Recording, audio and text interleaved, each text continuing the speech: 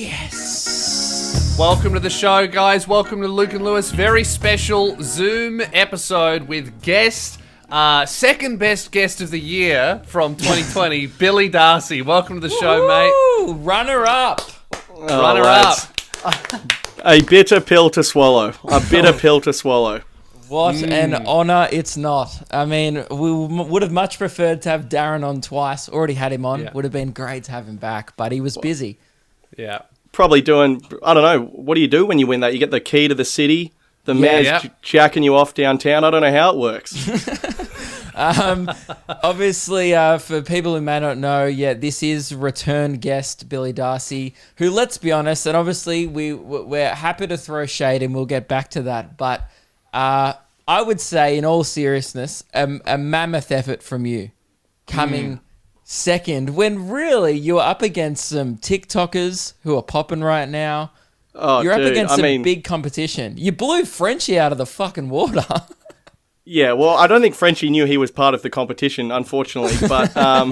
He doesn't know where he is most days. Yeah, he has severe dementia, that man. Yeah, if that guy tried his best or maybe like laid off himself in his 20s, I reckon we'd still be talking about him. But unfortunately, dude, that guy, I mean, he's indulged in pretty much every dark art you can, and he's paid the price. To be fair, though, Frenchie's 20s were in the 1920s. Yeah, I mean, the he's roaring very old. 20s they're known as. Yeah. And he was doing stuff that seemed loose, but it was actually just because of prohibition. So he might not even be that crazy. Yeah, that's true. Yeah, he still thinks having a beer is mental. Yeah. Yeah, dude, he invited me to a speakeasy the other week. I was like, dude, you need to chill out, okay? So you did beat out a lot of people, but you honestly came second, which is pretty... We were actually not surprised because you were a terrific guest. We were just really thrilled with our audience that they voted on the actual guest of the year because, we just assumed they'd, vote for... We think that the vote was absolutely swayed by whoever campaigned the hardest with the biggest audience. Now, I'm not saying that Darren didn't deserve his win, but I am saying that he did have a lot of help from his massive audience. And for someone, I believe you had the smallest audience, other than the Big Brother guy, but he doesn't really count. You probably had the smallest audience out of anyone. And coming second is a big effort from you. Well, the thing was, I actually used the same marketing ploy as Darren. I was strictly Uber-based with my marketing. Unfortunately, I'm taking 1 to 2 Ubers a week, and this guy's putting up, serious numbers. I mean, everyone in Melbourne, can we get a lift down to fucking Revolver or whatever? He's handing out flyers to him in the back seat saying, why don't you have a vote while you're there? So, yeah, I did see that actually. He had a little iPad attached to the back seat. Yeah, one of those. Had the Page Up app, and everyone would just vote. Yeah, so seriously, we shouldn't actually be giving him ideas for next year because he wants to go back to back real hard. Oh, yeah, dude, he really you can does. You can tell by how well manicured his eyebrows are that guy is a very organised young man. Okay. Well, what do you feel about your chances this year? Because as you know, mate, you're on the show. That means you're nominated for 2021. Well, I mean, second year syndrome. I personally think I'm probably going to say something pretty racist on this episode. But is that just because Darren won? Well, it's not because of it. I'll say that. But yeah, I don't know, dude. I'm taking it one episode at a time. But yeah, I mean, to come out of the blocks so strong, and I mean, just the level of disrespect I was able to get away with, I think, because I had the smallest audience. God forbid I achieve any sort of platform whatsoever in 2021. I'm feeling confident but wary. Yeah. Okay. Well, speaking of disrespect, we did want to remind people of some of the shade that was thrown by you towards Darren at our awards night. Now, it's a civilized awards show, mate. It's black tie event. It's the night biggest of night nights. of the year. It is. It's the social event of the calendar year. And we were treating, in general, people with utmost respect, except for each other and almost everyone else. But you still came in there throwing shade. This speech was played minutes, actually seconds after Darren Levy was given Guest of the Year. Now, he wasn't there to accept the award, so this is really all people got on the night regarding the Guest of the Year award. This is what was played at the Loogies, if you didn't hear it. I lost Guest of the Year. I can't believe it. I deserved it the most. Also, I know for a fact all of my opponents are bad people, and some of them are known communists. So, difficult to swallow. To lose to Derek Levy, the fucking Uber driver. I mean, congrats, Derek. You've managed to turn your low-level job into a second low-level job. So, very crafty stuff, mate. Congrats, mate. I'm extremely bitter, and I've taken this loss personally. So, tonight, but you've also made an enemy. So, You've made an enemy. Dude, I tell you what, who knows what I was doing that night, but apparently I was fucking killing in Melbourne, eh? Yeah, there you go. Woo-hoo! Crush in. Not bad at some of those laughs. The remote crush. The remote crush with a Bunnings hat strapped on for audio listeners exudes confidence. And here's one for the fans, a bit of BTS, as it were. I was on my way to the beach that morning when I recorded that bad boy. So hence my casual yet, was still able to get quite aggressive. But I was actually feeling pretty good that morning. Well, we've already had Darren on this year, Billy, and he heard that on the night. He's fully across what you said. Sorry, Luke, I'm going to stop you right there. Where was Darren on the night? Because doesn't he live in Melbourne? Yeah. That's what I said. Well, I said, where the fuck was he? Apparently he was on a date. He was on a date? Yes, he was Roots over Guest of the Year, and you wouldn't do that, would you? Wasn't the Guest of the Year awards on a Wednesday night as well? Yes. That man fucks. Okay, I'll say this, dude. No bird you're taking out on a fucking Wednesday is worth missing the awards nights, okay? if it's like your 2-year anniversary on a Saturday, but dude, any girl you remotely care about, Thursdays or above, okay? Where's he picked this chick up the local park? I think Darren's problem is he usually has like a full calendar. He's taken a girl out every night, so sometimes he has to chuck in a disrespectful Wednesday. Well, I mean, it is disrespectful, there's no doubt, but how many of these birds is he converting to roots if he needs to date 7 nights a week? Because no one needs to root that much, I'll tell you that for free. Okay, well, I'll speak from my experience, 3 to 4 max a week. And that's... That sounds like a lie and zero experience. Well, firstly, that's... 3 to 4 attempts a night, maybe. I'll have you know I went on an exchange to Arizona State University for 2 weeks, and okay, all right. Those numbers... even then are still exaggerated. But the point is, no one needs to root 7 nights a week. No one. No. I would actually like to get your 2 cents on this, Billy. We had a hot debate on the show whether or not Darren Levy fucks. Lewis was, yes, he thinks he fucks. I said he doesn't have the confidence to actually seal the deal. Okay. And I said that to his face, which was pretty disrespectful. I think it was more respectful in my head. But then as soon as I said it out he didn't loud, really dispute it though, did he? Which is some quite low confidence behavior. He just left it up to the imagination. So now we've got like thousands of people just debating on it whether or not Darren fucks. Yeah, dude, I don't know. I reckon he's the sort of bloke where when he does fuck, however often that is, you're hearing about it. I reckon he's on the phone.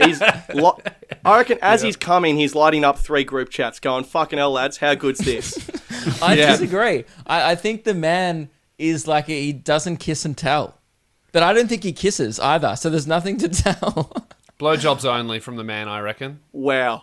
Blowjobs only on a Wednesday? That's disrespect. Well, that explains why he missed it. But anyway, he did have a free day eventually. It was during the day, so we called him pre-date. And he had these things to say about you. But I just don't want to go down the line of, what's his name?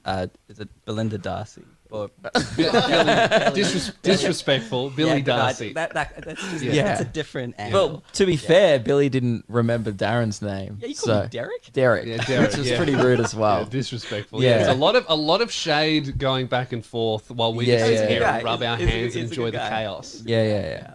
Boris or whatever his name is. I don't know. I'm sorry, I jumped on. I piled on at the end and I apologize. I was there for you, mate. Luke stabbed you in the back. I've always had your back, man. Luke betrayed you. All right, I'm not on board with this. I did say that on the show. I told Darren to his face, I said, when we get Billy on, I'm going to trash you just as hard. And I'm so sorry. Well, I like that you could have easily edited out your comment at the end, but you left it in. I mean, it's one click. It's one click. Yeah, about 6 No seconds time. there. 6 seconds between you and my feelings, and you thought, Yeah, fuck it, I'm I'm on a happy- schedule. I'm happy to talk shit about you behind your back, but then I will come clean eventually. That's that's where my morals sit. Yeah, I mean, we're all bloody cowboys on a fucking Zoom call, aren't we, lads, hey? God forbid I ever get across that border. This list is getting long. I'm going to be cracking some skulls. And actually, I forgot what the second clip is, Ruben. What's the second one Oh, again? fuck. This is Darren clarifying some things about what happened post Loogies. Yeah, this is true. This So is Darren, right. Darren had a lot to say about you. So we obviously we asked Darren about you disrespecting him and you guys having a bit of a beef, and Darren actually revealed some very interesting information that the listeners were shocked to hear, and we'd love to hear your response to. Do you, just before I play this bit of audio, you, I guess, portray yourself publicly, bit of a larrikin, bit of a hard ass, oh, I'm tough on the service and I talk shit. I'm Billy D. I'm on the Instagram firing off at people. Doesn't matter who it is. Am I wrong? Yeah, I He's guess. nervous. I don't know. Like, when it comes to these fucking nerds you line me up against for the guest of the year, then yeah. I mean, anyone's going to seem like a goddamn alpha male, I felt like a freaking bikie in that queue. But, I mean, day to day, I'm not looking for scraps. Like, Okay. And I would agree. So I thought you were pretty fired up about this. Turns out a bit of a softie behind the scenes, old Billy D. I messaged him afterwards because I'm like, I don't want any enemies. Yeah. He does. He wants does. Well, he enemies. specifically said, we're enemies now, and I'm Yeah. like, I can't do that. So I messaged him, and he was, Oh, look at him, all talk. All talk. up no bite. He's actually a nice Because he's guy. going to probably come on the podcast He's this gonna year and hate talk that a you said huge that. game. Yeah. Nah, he's a lovely character. He will flat out deny that on the show. Lovely character. And you Behind did the deny it scenes. there. okay, a few things on this one. I'm going to have to say that on the back of this, I do not think Darren Levy fucks. Because, I mean, if he thinks don't worry about it is portraying me as a lovely character, then he probably thinks a hand job is a genuine route. I mean, this guy is exaggerating across the board. I mean, I'm a goddamn bikie now. I'm the sweetest guy in the world. Let's bring it down a couple of notches on both ends, okay? It's all a bit much. Darren Levy, I didn't want to ever beat the shit out of you. I think I need to clarify that, apparently. Is that something that the people were talking about? That Darcy was going to come down and fucking throw hands with Derek the Uber Kid Levy? That might be, maybe that's why he didn't show up, because he thought that you would have been so petty to book a flight to bash him on stage. So, wow, okay. Dude, I mean, for $120, I could have fucking stomped this cunt, apparently. My God, I tell you what. Jeez, now it is getting physical. I tell you what. Up north here, lads, in the land of Sydney, podcasts are meant for banter and fun. If you want to take these threats to heart and skip an awards night because you're worried that Billy the Kid's going to travel down, I might need to review some of these videos I'm putting out to the world. Well, I Jesus. think it's the energy of our show, because it's recorded in Frankston. Everyone just assumes there's going to be fights. It's probably not Yeah. you. It's often you can hear the sound surrounds of Rod's lawnmower. It's a lot of brutal energy all at once when you listen to our Yeah. podcast. So people probably associate our hatred for life with your words and combine the two. And we apologize for that. I mean, How tall's Darren Levy? you'd fuck About him up. 4'3". 4'3". But Yeah, his roughly. background is ethnic, isn't it? Is it one of the more yes. violent ones? Ethnic, but it's. I think it's like 30% Greek, 20% Hobbit, and then I don't know what the other half is. 50% eyebrows. I Hang think on, is Billy. his You're from heritage. Sydney. We're not going to get all Cronulla rioty here, are we? Well, I fucking hope not, but I'm just sort of feeling out the waters here. I mean, that's where it happened, near the beach. Yeah, well, it's a water reference. Okay, well, let's put a pin in this Darren Levy thing. I tell you what, dude. Yeah, I agree. So That's good. Moving on. What have you been up to since we last spoke, mate? Yeah, well, last time I was also pretty aggressive about the fact that you guys were in lockdown. and I was really on the front foot. Well, not only did I lose Guest of the Year, we also had no Christmas or New Year celebrations in Sydney. That's true. So, for a bloke who, about 90% of my self-esteem is sort of built on having beers and, taking photos of every beer I've ever had. So, I mean, morale was low. It is rough here. This just happened to us. I just made a whole video trashing Perth for their lockdown, saying sucked in. And then 3 days later, now we're in the same spot. It looks like our lockdown's going to get extended. So I think the rule seems to be, if one state goes into lockdown, shut the fuck up or you're next. Yeah, I 100% agree, Lewis. And what about this one, lads? I'm just waiting for those smug cunts in Brisbane to get a little bit of COVID on their Weet Bix. Yes. Dude, when I went up there, I went up to the Goldie 2 weeks ago. The level of arrogance floating around that joint, just in general, is high. But now, the prejudice towards me as a Melburnian was higher than usual. Usually, if I do a gig there, I always tell the MC, hey, do not tell them I'm from Melbourne, because they fucking hate you regardless. Dude, the MC goes, all right, he's come all the way up from Melbourne this morning, 2 days after we've had a case again. Dude, the whole crowd just takes a step back. I cough in the microphone as my opening bit. Guys, did not do well. They didn't like it. Yeah, I imagine all of the comedians that had to use that mic straight after you hated that bit. Probably. I have some great news, though, for all of us here that we can enjoy. 7 hours ago, Queensland COVID warning for 35 suburbs south of Brisbane after virus found in wastewater. Let's go. Come on, lads. Dude, I think wastewater is their nickname for the Gold Coast, so here's hoping that cesspool gets shut down.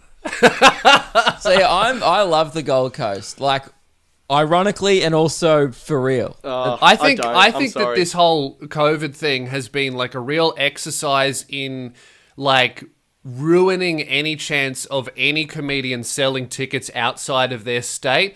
But that'll only last for about 8 months. During that time, we can't leave our state. We're in lockdown. So it's kind of like just trash whoever you want. There's no shows coming up. You don't have to be nice to any state, not even your own. Yeah, I don't know. Dude, the first day of the lockdown in Sydney, like when the guy got off that plane in Avalon, I had a Sydney show that afternoon. And like the day of, it was cancelled. And that was like a 5-minute drive from my house. So I reckon anything outside your own living room, be very careful. Yeah. I think that's the rule. I saw it. You sold that show out, didn't you? Yeah, and I thank God I didn't spend the money because I had to refund it all. Dude. It was brutal. Oh, yeah, that's what I'm doing. All of the money, our tickets are on sale. We're both selling really well. All of the money goes into a fucking different bank account. Yeah, Dogecoin. It goes into Doge. But I wasn't even thinking about it because in Sydney at the time, dude, we're licking each other. We're doing whatever we want. It didn't seem like it could happen again. And I just happened to not spend the money. But it was complete luck. If I was like a drone guy or some shit, I mean, we're in a lot of trouble. That's right. Yeah, you sell out one show, you're like, you know what? I need a drone for like cinematic tour vlog shots. Yeah. After one sellout, I'm like, I wonder what this looks like from above. Bam. I want to get the bird's eye shot of my show at the Coogee Hotel. That'll look fucking sick for Instagram. Also, it was a basement show. So I would have had this fucking... You could have just taken a photo from level 1. Yeah, or you could have just gone like this in the room, taking a pic. Yeah, right. So one thing I did want to bring up, I don't want to go back to negativity and beef, but I am. Lewis, if you don't know, he's been just today actually, so earlier in the week for people listening, has rehashed an old beef with Aussie Man Reviews. I want to say, this was not started by me. He brought it back up. I did a video and I moved on. Haven't said the guy's name for years. He's come out of the woodworks because he got some interview in Business Insider, which, by the way, if you're if you call yourself a comedian and you're excited about an article in Business Insider and it's not you getting cancelled, you're not a comedian, are you? You're a fucking scummy businessman. Quit. Right. Okay. So you've said, I haven't started it, but you're going again. No, it's round 2. I never start it. Look at my history. I rarely ever start it, but I do go nuclear at the slightest push. Yeah. Why are you aware of what's even in Business Insider at any one point? You got a fucking subscription, dude? What are you... Well, I only saw it because Alex Williamson put it on the newsfeed. Aussie Man Actually, I would Reviews. say Alex Williamson rehashed this because I'll get up what he tweeted. He retweeted something and just called him an amateur cunt and fired off at him on his Instagram story saying "give up, dog," which was real harsh words. But also more Australian and funny than anything Aussie Man Reviews has ever done. When I saw that video, the Instagram story of Alex doing that, I was just like, mate, Aussie Man Reviews is just lucky he's not in the front row of the Rhino room right now getting kicked in the head. Aussie Man Reviews was complaining, going, oh, he's talking about me again, mate. Just be glad you're not mouthing off at a show of his. You'll get last. True. Getting off easy. Wait, but do you reckon if Aussie Man Reviews was ripping into you, do you reckon he would be like, Lewis Spears is a massive cunt? Or do you reckon he'd have to be, oh, look at Lewis Spears here talking shit about me on this beautiful Wednesday? Like, do you reckon he'd have to do it? I know, yeah. He'd have to put on the wig while he does it. Bro, is there anything worse than a guy calling themselves a comedian but they only ever appear wearing a wig? Shut up, bro. Just finish. It's done. Cool. You entertain Americans by aping as an Australian. It's very, very fucking funny. Well, in a way that he doesn't intend. Billy, I wanted to give you a chance. I've actually tried to capitalize on this because you're here. I wanted to give you the same opportunity. Lewis fired off on Twitter about it, so I actually replied. Just with because we'll read what I said. So Aussie Man said, "I've responded to the comments in this manufactured drama bullshit on Reddit." Okay, cool. You responded to me on Reddit. Cool, man. Talk to me. I said, manufactured drama. You stole my video, dork. You have one joke and you took that from Alex Williamson. You have one outfit and you even stole that from a puppet from Hey Hey It's Saturday. he does. He really did. Keep making Americans laugh with your put-on accent and Alex impression. Zero respect for this manufactured joke thief. I would like to say a nice little judo throw from me. Completely owned there. And very disrespectful and very blunt. Dude, I reckon it's... I honestly am not familiar with the Aussie Man Reviews too much, but dude, I reckon it's a cop-out taking the fight to Reddit. I don't even know how to fucking log into that website. Like, which arrow do you click on to respond to this cunt? Like, it's a maze. He's hiding in the Wizard's Cup. It's very difficult. It is a very strange place to respond to criticism in some subreddit that I'm not a part of. It's like, mate, I'm sorry, dude. The only time I'm on Reddit was when I'm on the front page, man. I don't use a site. I don't know. I've never come across him I've been doing comedy for like 6 years. Who gives a fuck? Yeah, that's what I think. Whatever, your beef aside, no one gives a shit about that. I'm here to do what I've done for a lot of my career, which is leech of your success, Lewis. So, great. I came in and said, any chance I could get in on this beef? My Twitter popularity needs a lift and I've got tickets to sell. So I go, hey, at Aussie Man Reviews, it's spelt Aussie because he spells it wrong. And then I said, boom. So I fucking owned him. Don't even know the guy. Never disrespected me. I mean, I've watched these videos. I felt a little disrespected as an Australian. But other than that, I have no quarrels with the man. And I can report, guys, since that tweet's fired off, 3 tickets to Melbourne have been sold. Thank you very much. That's money from his pocket directly into yours. Thank you, $90. Absolutely. Appreciate it. And you see, judging by his response, he seems to have responded thinking that you're making fun of me, which is further evidence the cunt cannot identify a joke unless he's taking it from someone else, which is really great. Dude, I tell you what's one of the funniest things to me is like someone like this bloke. It's super rare. This is like right up there with stuff where I'm pretty confident in this. Yeah. Like an insane amount of subscribers, but I think the ratio of roots received as a result of these subscribers may be the lowest we've ever seen. Because like the comments, it's like my great auntie from like Toowoomba in Queensland tagging my even older auntie, just going, get your fucking fat lips around this. This is the funniest thing. And it's like a squirrel chasing another squirrel. And it's like, it's fucking like, dude. I think you're spot on there. I think that if he was ever to message any female fan of his, to try and organize a route, he would get something back like, "Oh, sorry, I'm a widow. I don't want to respect the memory of my husband." Yeah. And I love, like, the videos where it's like, it's something that's already outrageously hilarious. Like, a guy will fall down a flight of stairs and then accidentally kick himself in the nuts. And he'll be like, Aussie Man reviews. And it's like, I feel like the guy who fell down the stairs has done a lot of the legwork on this one. I think that's what I said. That's what I said in my video. I think I said something like, "Look, a real big red flag for your ability at humor is if your videos are funnier on mute, it's time to reassess." It's like before the microphone was turned on, it's already on 10 million views on some other page. And he's like, let me just put a bit of my fucking my home brand mayo on this bad boy. Really just push it over the edge here. Like, fuck me, mate. Have a day off. That really is the vibe. It's like, what can I add to this? Mate, nothing. You can only subtract, but give it a crack. You know what's so funny? This podcast like started out as a radio show where we would like actively go out of our way to not talk badly on anyone. We were very responsible with the platform that we had. Remember that one time we wanted to talk about James Matheson from Australian Idol, but the producers wouldn't let us, Lewis? Like, they were like, nah, that's rude. Like, as if he was we wanted to do some, like, career update. Like we wanted to do a regular segment of, like, where is he now, but only for people who have really gone downhill. Yeah, and they wouldn't let us do it. What the fuck changed, man? Now we're just going people in our own industry. It seems I wouldn't go that far. I wouldn't put him in my industry. Dude, I don't know, like... Yeah, you could never run into this bloke, so I feel like there will be no consequences. Yeah, but I think so. if Peter Hellier is listening, wow, I admire everything you do, mate. Look forward to crossing paths with you soon.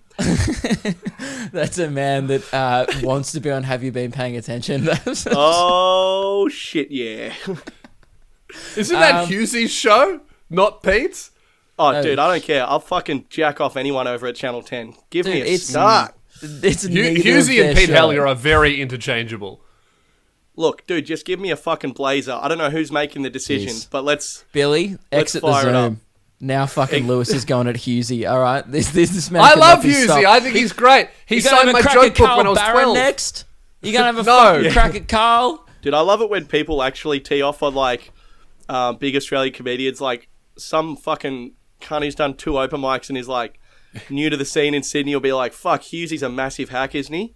And I'm like, oh yeah, I've seen him heaps and he fucking crushes. And they're like, yeah, I was just joking. Do you want to get a beer? And I'm like, I do not want to get a beer. Like, do you know what I mean? Like, yeah, I hate that shit. The vibe. Dude, people tee off at me at gigs on my friends. They know, like they've seen me do videos with like other online comedians. They'll be like, man, do you like that guy? And I'm like, heaps. Yeah. Finish that sentence. Well, the dirty secret is most successful people are probably pretty good at stand up, and also most people in general are like legends, like just across the board. It's like, oh yeah, Luke Kidgel, that guy's a massive cunt. It's like, well, I don't think he is, man. I don't think he is. That's something that I noticed. Like, I don't think people don't fire off at me. They fire off at me because I'm associated with him. Yeah, it's my fault. Yeah, but I don't know where it comes from because I don't fucking take shots at comedians or anything like that. I think, I don't know, people just make assumptions before they've met you, and then when they meet you and you're nice, they just would rather hold on to it so they don't seem like an arsehole. They're like, oh, nah, I'll just wait for you to be a cunt and then I'll be vindicated. And it's like, I'm not going to give it to you. It's just hilarious to me that people think Lewis is like tough or scary. He's wearing a Ninja Turtles shirt right now and even really pulling it off. It looks small. Did you get that when you were 10? Yeah, it's really small actually. I wasn't planning on wearing it for the episode, but then I kind of got caught. Looks like a rashie. It's very tight. Dude, I don't know. I reckon I've only met 2 people in like 6.5 years of comedy that are actually cunts. Yeah, and they probably don't even do it anymore. And name them right here, right now, Billy. I honestly can't even think of it. It's like people when you're... I was joking. Please never do that on our show. And most of them are bookers anyway. There's some bookers out there that are scum. But I'd agree there. No, I think I noticed it like a year or two in when I started meeting people that were much more successful than me. I just noticed that, like, it's pretty much almost everyone who is doing well is quite nice, or at the very least they treat you with a quiet respect. Like, it's very rare that you meet someone who's good and bitter. The only, like, angry cunty people are the ones that, like, either don't have the ability or fucked up their own career, so they want to pull people down with them. Wait, I got a great famous comedian being a cunt to me story, but I won't say his name. Is that cool? Yeah. Okay, so me and my mate Pat Doherty, who you guys know, we're opening up for this like massive Australian comedian in this country town in Queensland somewhere, right? And it's just the three of us on the show. No one scroll through Billy's Instagram to figure this out. Oh, this is like 5 years ago. Like, I don't think there's even a photo of it. Yeah. Anyway, so we're doing this this pub, and then the motel next to the pub is where we're staying. And so we get to this town, meet the guy, blah blah blah. He's like, go next door. The headliner, so and so, has your room key. He's in room number 7. Go knock on the door. Yeah. So I go, all right. So we knock on the door. Door opens a crack. And he goes, yes. And I go, oh, hello. I'm so-and-so. This is Pat. You know, we're opening for you tonight. He said you have our room key. You know, really looking forward to the show, mate. And he just goes, doesn't look at us, just holds the key up. Doesn't even turn his face. Like, just continues reading his book. And I just go, oh. And I grab the key out of his hand. And as I grab the key, he shuts the door in my face, like, slowly. Like, and then I'm just standing outside the door with the key. And I'm like, that was the whole chat for the whole weekend. Wow. Until after the show. That must have been a great book. Yeah, I don't know. It must have been Lord of the Rings or something, dude. But and then before the gig, he would only talk to us when he was just trashing Sydney comedians, because we were from Sydney. Yeah. And then after the gig, the guy who ran it was like, do you want to come for a beer? And this guy goes, yeah, I'm just visiting a friend down at the other pub, and then I'll meet you there. And then an hour goes past, and the guy who runs the gig calls him up, and he goes, oh no, I'm in my motel room. I just didn't want to hang out with you guys. And he hangs up the phone. But why lie and then tell the truth later? I don't know. And then the next morning, we all got breakfast, but he just left. He just left by himself. That's so funny. Jesus Christ. And even then, so we were weird. supposed to drive him from Sydney, but then he was like, I'd rather catch the train by myself than have to talk to those guys. What a weird unit. I am quite antisocial, but I'll never do that. Dude, it was just across the board. This is across like 18 hours, just mugging. Just complete mugging, every interaction. That's so weird. I've never had any bad experience with someone big but at all. Me He neither. destroyed the gig, though. Like, destroyed the gig. So That's frustrating, isn't it? Because you didn't even have, and you suck. You just like, fuck, he's good too. Yeah, we knew it. We knew it all. Maybe there's a takeaway from that. Stop being last to people. Focus on your career a little more. True. Oh, dude, I don't know. I'd just rather not be a piece of shit. So what are you working on this year, Billy? What, like, do you have any plans, or you just I'm like thinking about tomorrow and yesterday only. I've kind of worked out if you start planning too far in the future, you start freaking out, and if you look too far in the past, you start getting sad. So I think about tomorrow and yesterday and the present exclusively now. Wow. Okay. So I'm probably, you don't need to project your mental health onto me as aggressively as you just did, mate. I'm having a great time. I'm just trying to let you know Everything's what I'm planning, which like, is just breakfast tomorrow. If I don't think of the very moment I'm living in, I have a panic attack. It's gonna be okay, Lewis. I don't look to the past too much. Been there, done that, as they say. But yeah, I cancelled pretty much every show I attempted to do last year and lost untold amounts of money. But then, plot twist, access my superannuation, richer than ever before. Incredible. So, Boom. Financially last year, even though I never actually participated in the Melbourne Comedy Festival, it could be argued that I couldn't have gone better. What is the future? I feel like I'm going to try and do they're going to try and put on the Sydney Comedy Festival this year. Oh. And I'm going to try and do that in Guys, May. go see Billy's show because this man has no retirement plan at all. Dude, come and when you fucking see feel Billy's it, show, bring an extra 10% for the ticket fee and just put it in a jar for him. Shit, yeah, dude. I don't know what that means, but I'll have it. That's how much Super works. This is the Oh, right. two guys who haven't really ever had jobs before can't relate. Did you have like super? I don't do that. I had super. I also withdrew my super, but unfortunately, 100% of that is now in Keelan's pocket. You're paying Keelan super. Mate, I'll be real with you. A lot of comedians made less money in comedy than my editor last year. Well, I mean, I could tell by those red rosy cheeks, the cunt's been fucking absolutely living it up. He's having a great time. I think I have like like maybe a couple grand from when I used to work at the golf club in superannuation, but I haven't had a job that's required me to put away super, and I'm not very responsible, so I haven't done that personally. My super is Bitcoin, mate. Currency of the future. Who cares? 80 years, we'll all be using it. Cash will be out. That's my super. All right, Lewis, don't think too far ahead, mate. Don't want you to wig out on us. But yeah, and I don't know. I just want to film heaps of stuff. I'm just going to spend all the money I was going to spend on touring on filming my sets. I think, I think that's kind of the smarter move. Like, that's why I really hope Melbourne goes ahead for Luke and I, because we're just like planning on filming like 23 shows in a row, and that's enough to have like a year's worth of clips. So if that happens, even if I don't get to perform stand up for the rest of the year, I'll at least be showing people what I do all the time. Yeah, and the clips are like currency now, dude. But the thing with stand up is like you guys got your Ruben and Keelan. We don't all have sort of an army of young men who want to worship us and capture it all in an MP4 format, I should say. But and stand up. Yeah, Ruben does worship us a lot, dude. You should see the DMs he sends me, mate. They're fucking weird, eh? But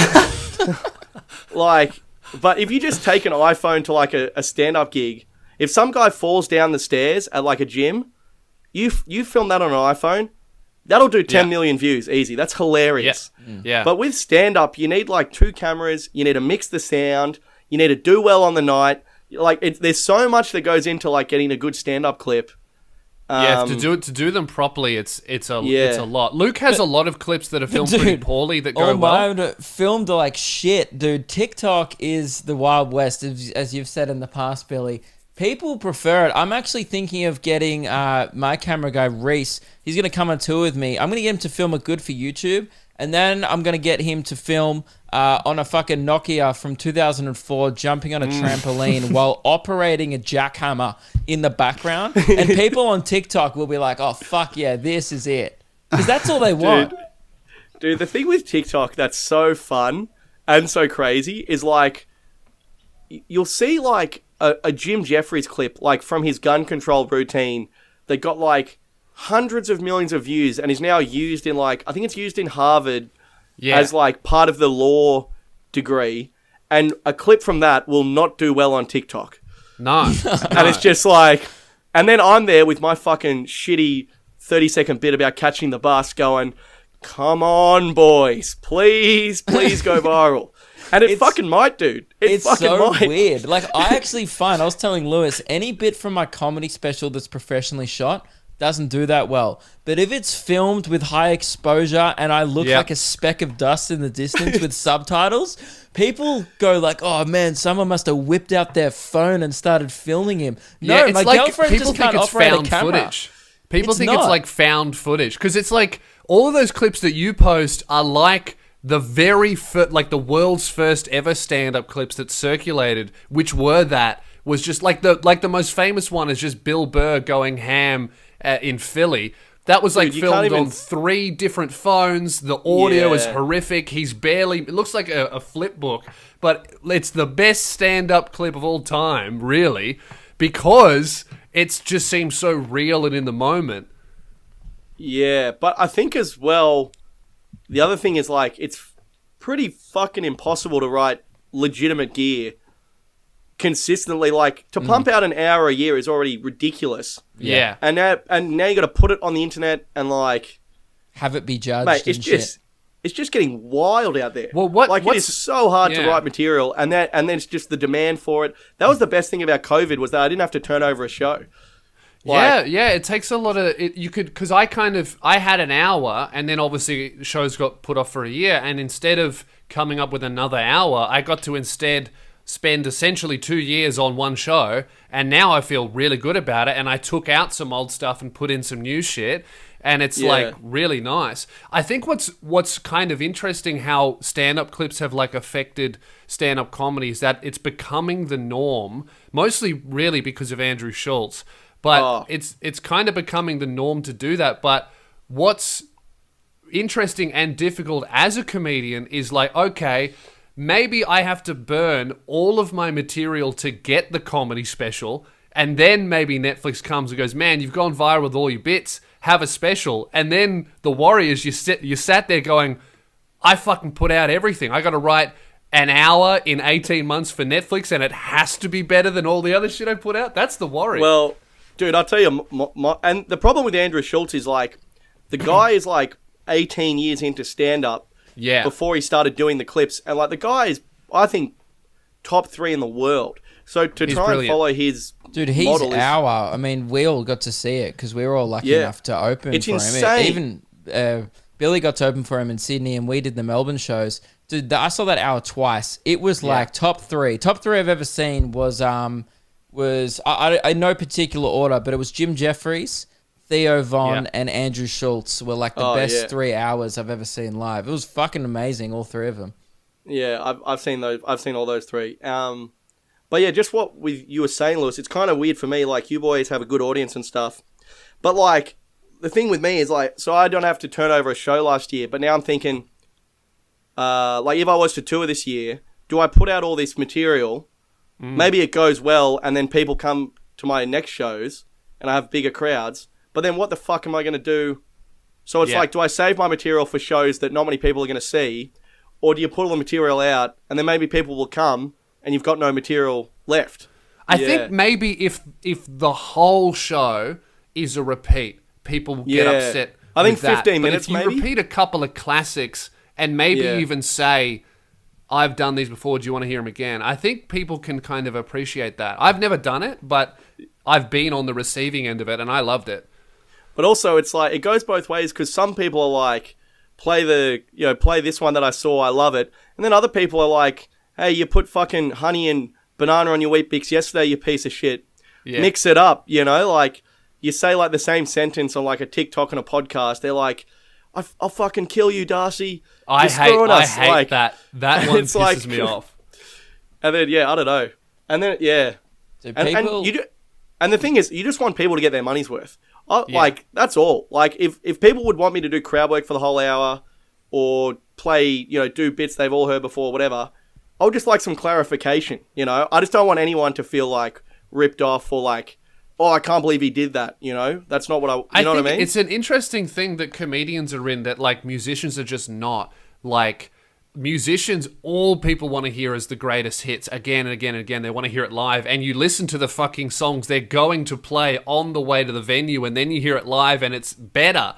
Like, I remember, it's like a double-edged sword. It's like, we complain about having to come up with new shit all the time. I bet musicians fucking hate playing that one song they did in 2009. Like, I saw Muse live in 2013 or 14 when they came here, and they did their biggest hit, that fucking Resistance song. Amazing song, but it was terrible live because I could tell the lead singer was so sick of "They will not come." Dude, imagine playing All the Small Things as Travis Barker every fucking show, dude. Yeah. Imagine just having to go na na na na as like Mark Hoppus doesn't even really sing on the song, and they still have to play it live. Tom's not even in the band anymore. That would suck hard. That really would. Dude, I actually had a good quote about this that I probably should have said 10 minutes ago, but I was talking to a like 50 million-year-old headliner comedian about this one day, and I was like, what do you think about like doing the same bits? Yeah, because Frenchie was like, back in 1973 when Frenchie first popped, he didn't have to deal with a lot of the stuff. And he'd been working for 200 years before that. Yeah. Well, like Lenny Bruce's biggest influence was Frenchie. So, Yeah. you know, he was on the ground floor, the big fella. Frenchie was doing stand-up around like vaudeville times, like before stand-up was really its own thing. He would do vaudeville shows when blackface was okay. So you can kind big of time. see how Frenchie's act has evolved. Well, I like that he also sticks to his roots because I did a gig with him on Tuesday, and he was doing blackface. So Yeah, he never moved know, on from that. Hey, I'm just saying the you know, he knows what he does well, and he sticks to it, which I can respect. yeah, But anyway, what I was saying was, I was talking to this old comedian about it. He was like, I was like, oh, do you get sick of doing the same? Because he'd been doing stand for like 30 years. yeah. And I was like, do you get sick of doing the same bits? And he was like, you know, there was like 100 people in the crowd. And he said, mate, if Mick Jagger can turn up 45 fucking years in a row and play the same hits with the same intensity, I'm pretty sure I can tell a 1.5 minute story about, you know, seeing a personal trainer and put a smile on my face. How hard is it really? And I was like, he's right. He's totally right. So that was a real intelligent way of saying yes, but I do it anyway. Yeah, basically, yes, because it's your job. Yeah, it's your job. Yeah, it is. I think that's Yeah. I think that's a good way of looking at it. It's like, yeah, because ultimately the shows are fun and they're great, but they are for the people in the crowd. Because you see sometimes comedians make the mistake of like getting up there for them and then they don't gel with the audience, and then you see that rift get a bit bigger and they fuck it and blame it on the crowd. It's like, at the end of the day, it's for them. Can you It's not their night. describe my shows so precisely on the Sorry. show, mate? Sorry. Come Yeah. on, always blame the crowd. It's never me. I'm perfection. Can we move on? Yeah, I think Yeah, so. alright. Yeah. I've hit a Sorry, wall dude, with this. I was thinking like, is this fucking lame? But you Yeah, know, we're yeah. just talking a bit of shop there, lads. Yeah, literally Comedians like... talking about comedy. I don't think it's ever been done. Yeah, I think it's the first Yeah. podcast that's ever delved into it. We're definitely the one thing poorest I want blokes to ever do it. One thing I want to touch on, I wanted to thank you, Billy. People may not have heard, it's a little bit outdated now, but I want to thank you. My friends and I, the day after the countdown day, did your Better 100. Now, Oh, really? for people who may not have heard the idea, would you mind explaining it to people? It's brilliant. So, firstly, I'll say that I said this idea on Matty J's podcast, the former Bachelor. Because I know By you the like way- the Bachelor, Luke. By the way, yeah, I was going to message you about this. It's been on my mind. Hook me up. I want to be on that pod. Okay, well, firstly, get this into you. The podcast was immediately shut down by Nova Entertainment after my episode. Why? They had a bit too much fun. The did curse. they? This could be our last episode. Fuck. I don't know, dude, but yeah, like, because they were like, I posted the clip of it and it did really well on the internet. And I was like, oh man, like maybe they'll have me back. It's like a massive podcast. Yeah. I was thinking this is a great opportunity. And then I saw Ruby, the producer, like 2 days later. She was like, it's over. And I was like, right, well, Yeah. Jesus Okay. Christ. That happens in radio a lot, where something will be working really well and some guy will sneeze and go, oh, I don't like it anymore. Get rid of it. It's a Yeah. cutthroat industry. Well, They're I not don't even wanna- on radio. yeah. I don't want to put words in her mouth, but I was like, isn't the podcast doing really well and like growing every week? And she was like, yes, it is. And I was like, and they cancelled it. And she was like, that's correct. So fucking put that on your toast. A little bit weird that like a podcast can be cancelled. Couldn't he just go, oh, I guess I'll click upload by myself then? But I think he's on the books for that, mate. Like Nova Entertainment's paying him for it. True. So What was it But anyway, People like like that don't meeting do a anything for money. just before you get into it, actually, what was it like being in the presence of a bachelor? Oh, you're so horny, bro. It's time to give it a rest. yeah, dude, it was cool, but Can you please be quiet? Billy's talking. Sorry. so And I'm his teeth were even whiter than you can imagine, Luke. Fuck Wow. yeah. Yeah, and he had this kind of like this energy about him that he didn't want to fuck me, but if he did, he could. Because you would have let him. Yeah, it wasn't that he wanted to. It's that Yeah. I would be powerless. Yep. Real like, I know I'm a fucking 11 energy from all Yeah, of those it was like guys. he's so hot he transcended gender. Wow. Yeah, those Yeah. and those guys are powerful because not only do they look how they look, they also get the status too, and it's like just Yeah. the final form with the cherry on top. It's like, you know, take me if you want me. I won't say no. I'm not Yeah. going to ask you, but if you're interested, what am I going to do? Well, for yourself, mate. the thing with Matty J as well is that he's also like a super nice guy Yeah. and it's like, Oh, all that's right, infuriating. we get it. You know, we get it. Like, Yeah. does this Yeah. guy have any faults? Just like, tone it down. I don't know. Those He guys, doesn't have a podcast. There's one. Heyo. Ask Nova. They clearly had a fucking problem with him. But I would say, yeah, there's those guys where they're like so perfect. God, they're all hiding some demons. There's something in there. No one's that Oh, yeah. perfect. I think Dude, that well, I don't sometimes know. people like that and girls that Maybe are he incredibly is. hot are also like that. Incredibly super hot people seem to only be absolute menaces or really nice. You never meet an 11 who's kind of in the middle of like, oh, they're okay. I think it's because every hot person has a real phase where they work out they're hot and they can just do anything and they become a monster, and then that harms them a little bit and they go, all right, I'm going to decide to be nice. And then they just really do nice. Yeah, I don't personally subscribe to this thing where, like, you know how blokes who, like, the Darren Levies of the world, if you will, they say, like, the hottest chicks are the most insecure, or, like, you know, No. they're the most, like, it's like, I reckon they're probably not the most insecure. Oh, What is that absolutely not. based on? You're saying that the people who are the hottest, like, it doesn't make any sense. It's something that ugly blokes, or blokes who don't root, have just perpetuated this myth. You know, Yeah. like when I get struck down at the pub by a 10, I'm not thinking, oh, well, if it wasn't for her anxiety, you know, who knows where we'd be right now. I'm very well aware of what's happening. that is such a thing but of Billy, like getting not- rejected by a 10 and like Not just as many fighting people- against reality. Yeah, dude. Yeah, I don't know. I'm just saying when I trip over, I don't blame the fucking steps. You know what I mean? But anyway, I'll explain this Yeah, Better 100 concept the for Better you. 100. We got off on trying to fuck Matty J there. I apologise. But basically, the Better 100, here's the deal. We're all familiar with the Hottest 100, the countdown of the songs. It's fantastic. Now, here's the deal. You can do your own countdown. You get let's say you have five mates. You get 20 picks each. You put them all into a Spotify playlist. No double ups. You need to keep track of it. Put them all into a Spotify playlist. At midday, on whatever day you choose to celebrate, you know, it could be a Monday, whenever, you hit play on shuffle. You hit shuffle play. Hit it once. Do not touch the phone for the rest of the day. It will cycle through every song once. Killer. Okay? It's And that's the genius. countdown. And the thing is, you treat it like a real countdown. This is where you have to take it seriously. Otherwise, it's no good. That's So, what we like, found on the day. Yeah. You So- have to keep track of it as well. Oh, yeah. So we had a board, and we just sort of kept track of it that way. Oh, that's But it's funny. brutal, dude. But you got to take it seriously. So, like, Missy Higgins, the special two, came in like 95 in our podcast. I'm throwing chairs. Like, I'm Yeah. throwing bottles at the wall. Like, I'm like, robbed. Fucking robbed. You know, like, take it seriously. And then you can hit pause and hit play, and it won't affect the countdown. But don't choose songs. Just, that's it. So you can do Let it like... happen. So we'll hit pause like every 10 songs and do like our own like Triple J style interviews. Yeah. You know, so like I'll be like, oh, hey, hope you're having the best vibes ever on your Tuesday. 0439 757 555.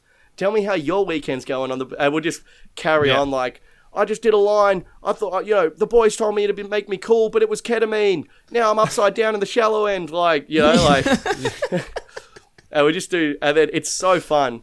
But it's also brutal. Perfect example, right? This year, top 7. I have 4 picks left in the top 7. You're a shoo. Oh, good odds. I am a shoe-in. I swear to God, 7, 6, 5, 4, all my picks, I'm out. Fuck. Was it even on shuffle, or was it just It playing was on through? shuffle. I That's think it was on bullshit. shuffle, and I think the iPhone took a quick break for a personal attack because this was... So who won your Unbelievable. countdown? What was number 1? Oh, my roommate Adam, what about this fucking absolute freeloader? Okay, the week before he won the Better 100, and we all chucked $20 in, so he won like $150. Yeah. The week before, he inherited about 300 grand off his mum Oh, and bought a house up the coast. Just fucking... So there's a free house. Then a couple of days later, he's having a few beers with us. Here's $150, mate. You know, there's another were there free 7 kick and a in half life. people doing the countdown? Nah, there was like there was some controversy because not everyone got the same amount of songs. Yeah, okay. Because we went roommates got priority and then we worked down. yeah, By the that way, makes sense. That's fair. You said like your mate inherited something like it was a great week for him. It means someone close to him died, and you're now going, fuck you, take more of my money. No, Sorry, they I die should've- and then you get the inheritance. Okay, sorry, I should have clarified. His mum sold the family home Oh. and gave him like 300k. Oh, okay. Well, then, Yeah. yeah, no complaints then. Yeah. Yeah. But now, plot twist. I guess this is probably in poor taste to discuss my roommate's finances. Plot twist, though, this arrogant son of a bitch didn't get approved for finance because he bets too much. Yes, there we Sucked go. Get in. But that's right. He's not going to need finance because you always win. He'll turn that into 10 mil. Oh, yeah, exactly. He'll probably accidentally put it on red at the casino and win. So, but What's your thoughts on the trying to sabotage the countdown for your friends? I did a bit of that. I did about half songs I actually liked, and I'll be honest, geez, it got a great laugh when "Crank That" by Soulja Boy hit number 5 on the countdown. Is there much of that going on at yours? So, Luke, I'm glad you brought this up. We used to, last year we did your way of, just pick whatever you want.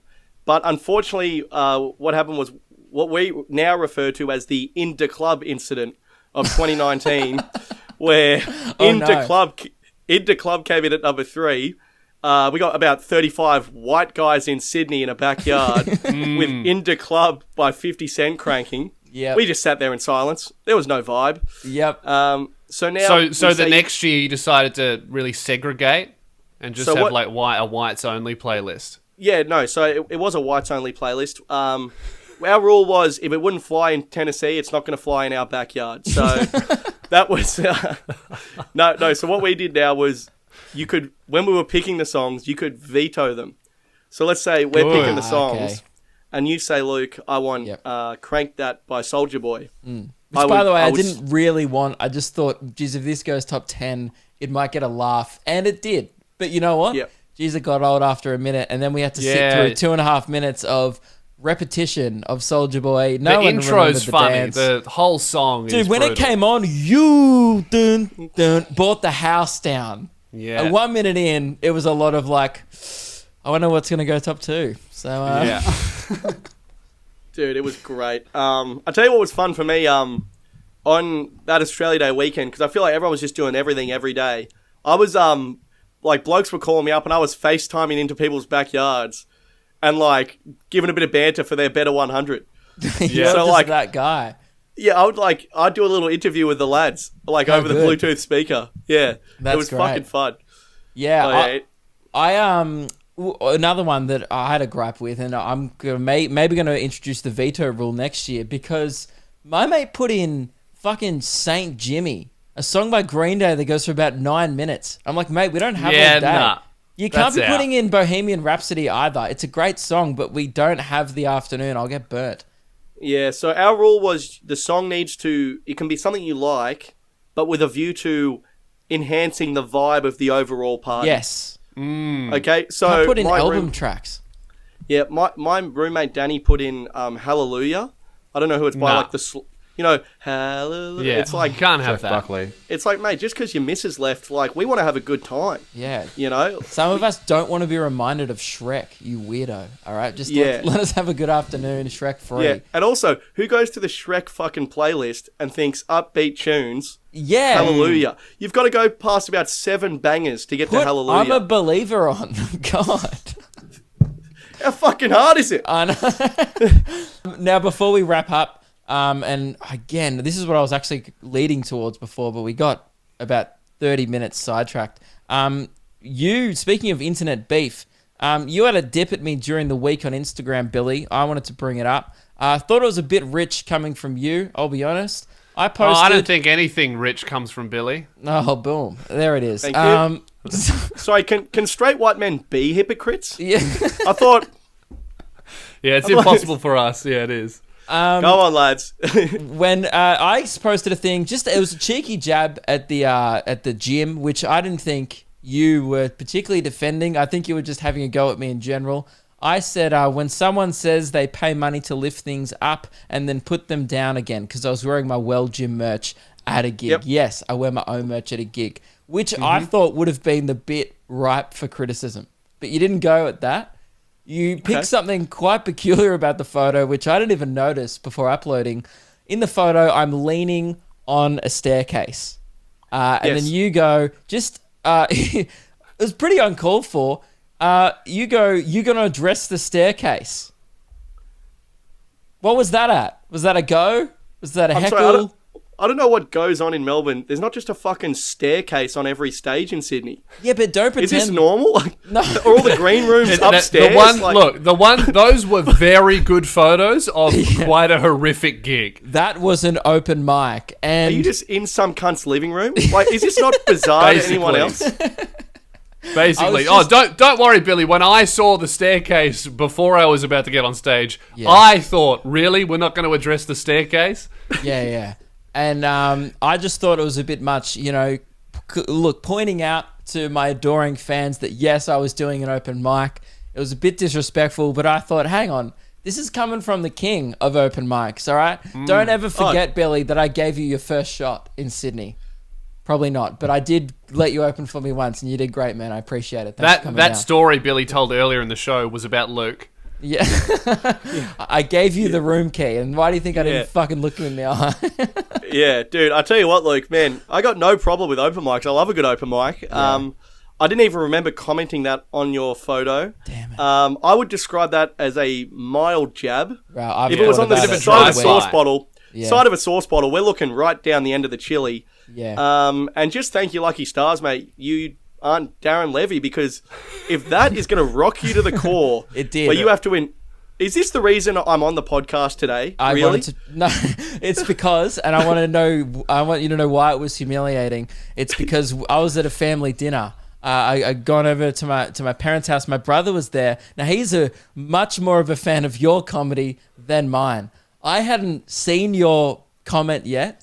Okay. At the family dinner table, my brother just goes, "Oh, did you see Billy Darcy lit you up on Instagram?" And I go, "What?" I go, "What do you mean?" He goes, "On your new post." Because I just posted it and then left to mum and dad's. Didn't touch my phone. So then I get it. I had to get out my phone at the dinner table, read out the comment. Everyone had a good laugh going, "Yeah, that's pretty lame that you're posting pictures of you doing stand-up in a living room." A bit of that going around. Even dad's just throwing shade. So you started what was a pile-on, and that's why I was a bit hurt. Well, wow. Yeah. I mean, I don't know what to tell you. This comment could not have meant less to me in any way, shape, or form, but the ripple effects of it have really it affected my whole afternoon, I'll be honest. That dinner was fucking uncomfortable. And then my brother goes, "Dude, you should probably get him back on the podcast. He definitely makes it better." It was actually the only episode he's checked out in the last year. Thanks, Jack. Oh, cool. Dude, not cool I don't know. You might need to take Lewis's advice and just focus on the present moment, mate, because you're starting to wig out a little bit here. Yeah, Luke's thinking too much. That's his problem. He needs to tone it down. You've got today, tomorrow, and yesterday. Stay in that safe zone. You'll be good. Yeah. I like the staircase, to be honest. We perform there pretty regularly, and if you tank and the audience hates you, you can just run up the stairs and slam the door, start playing music. It's great. Yeah. Anyway, man, you made me feel real insecure about that post, real insecure in front of my family, and I'm just going to stay in the present from now on. Thank you so much for coming on the pod. I appreciate it. Cool. I mean, I bet you regret that sort of 12-minute freak out there. You were looking pretty awesome before that. Yeah, a bit of a strange moment there. I don't know about bringing that one to the show, but... Wait, Luke's just like, sorry, just before we go, lads, I'd just like to get real vulnerable and weird for no reason in particular. Yeah, a great end. Well, that was on the back end of 20 minutes of comedians talking about comedy, so no one's probably heard this. Well, on that note, what do you have coming up, Billy? Where can people find you? Yeah, really looking forward to getting out of that segment. So, yeah, I don't have much coming up, but if you live in Sydney, I'm going to do the Sydney Comedy Festival if it's on. So come out to that. And I've got a podcast, Get Around Me. It's pretty fucking good, dude. Come and listen to my weekend. Feel better about yours. And that's pretty much it, really. I might be interstate later in the year. But yeah. And my Instagram stories get pretty fucking weird every now and again. So tune in for that. Check them out. Great. Well, thanks for coming on the show, mate, and thanks for listening. If you made it all the way through this, we appreciate it. Luke and I are both doing the Melbourne Comedy Festival. Tickets are going great. I think I have 5 left to the first Saturday. Can we please sell that out? I'm sick of watching it sit there. And Luke's doing a bunch of regional gigs as well, aren't you? Warrnambool, Ballarat, Shepparton, Melbourne, Geelong, and Adelaide. Very regional. Yeah, that's Adelaide. about as regional as it gets. Brilliant. Yes. We're Luke and Lewis. That was Billy Darcy. Goodbye. See ya.